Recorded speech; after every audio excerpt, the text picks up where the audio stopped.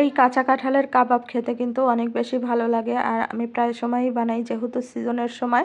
আমি আধা পাকা কাঁঠালটা কেটে পরিষ্কার করে ধুয়ে একটু হলুদ দিয়ে ভাপিয়ে রেখেছিলাম ডিপ ফ্রিজে ফ্রোজেন করে। সেখান থেকেই আমি মাঝে মাঝে একটু করে বের করে আমি এভাবে পাকোড়া বানিয়ে খাই, মানে কাঁঠালের কাবাব বানিয়ে খাই। আমার বাসার সবাই কিন্তু খেতে অনেক বেশি পছন্দ করে, আমারও অনেক বেশি পছন্দ।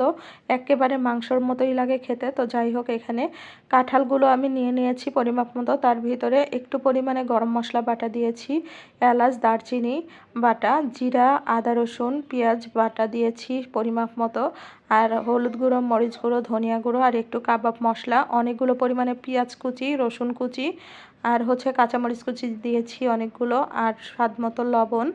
আর কাবাব মশলা কিন্তু দিতেই হবে, দিলে অনেক বেশি ভালো লাগে।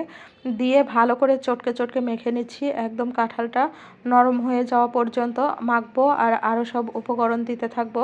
আর এই কাঁঠালের কাবাব কিন্তু আমার মাও বানাতো, অনেক বেশি ভালো লাগতো খেতে। মায়ের হাতের কাবাবগুলো বেশি মজা ছিল। তো যাই হোক, আমার বাসায় আমার মেয়েরা বাচ্চা কাচ্চারা সবাই পছন্দ করে। আর মাখাতে মাখাতে কিন্তু এক পর্যায়ে যখন নরম হয়ে এসেছে, তার ভিতরে আধা কাপের চেয়ে একটু বেশি পরিমাণ আতপ চাউলের গুঁড়ি দিয়েছি, কারণ এই আতপ চাউলের গুঁড়ি দিলে কিন্তু অনেক বেশি মুচমুচে হয় আর খেতেও বেশি ভালো লাগে, আর এই কাঁঠালের সাথে বাইন্ডিংটা বেশি ভালো হয়। আতপ চাউল দিয়ে কাঁঠালের মিশ্রণটা ভালো করে সেনে মথে মাখিয়ে নেওয়ার পরে বড় বড় দেখে 2টা ডিম দিয়ে দিয়েছি। আর ডিম দিলে আরও বেশি ভালো হয়, ভাজার সময় সুন্দর একটা ঘ্রাণ পাওয়া যায়।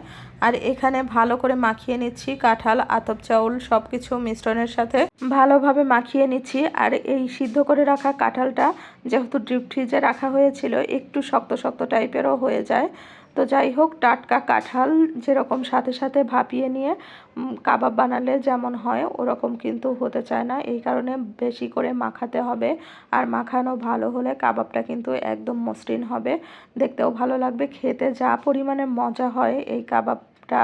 তো যাই হোক, এখানে অল্প একটু পরিমাণে প্যানের ভিতরে তেল আগে থেকে গরম করতে দিয়েছিলাম, সেই তেলের ভিতরে কিন্তু আমি একে একে বড়ার আকারে ছেড়ে দিচ্ছি। আর এই মিশ্রণের ভিতরে কিন্তু আমি আস্ত জিরাও দিয়েছিলাম কয়েকটা, খাওয়ার সময় দাঁতে পড়লে অনেক বেশি ভালো লাগে, এটা বলার কথা আমি ভুলে গিয়েছিলাম।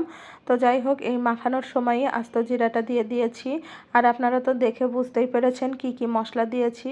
আর এখানে এই বড়াটা ডিম দেওয়ার কারণে আর আতপ চাউল দেওয়ার কারণে সুন্দর ফ্লেভার বের হয়েছে।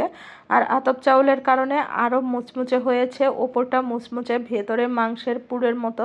দেখে বোঝার উপায় নাই যে এটা কাঁচা কাঁঠাল দিয়ে বানানো। আর এভাবে কিন্তু আমি প্রায় সময়ই খাই, যেহেতু অনেকগুলো পরিমাণে সিজনের সময় ফ্রোজেন করে রেখেছি, আর রমজান মাসেও বানানো যাবে, এই কারণে একটু বেশি পরিমাণেই ফ্রোজেন করে রেখেছি, যেহেতু সামনে রমজান চলেই আসলো আর 2 দিন পরে এই রমজান শুরু। আমার কাছে তো ভীষণ ভালো লাগে, ইফতারিতে অথবা সেহরিতে গরম ভাতের সাথে খেতেও অনেক পরিমাণে মজা লাগে, আমার বাসার সবাই পছন্দ করে।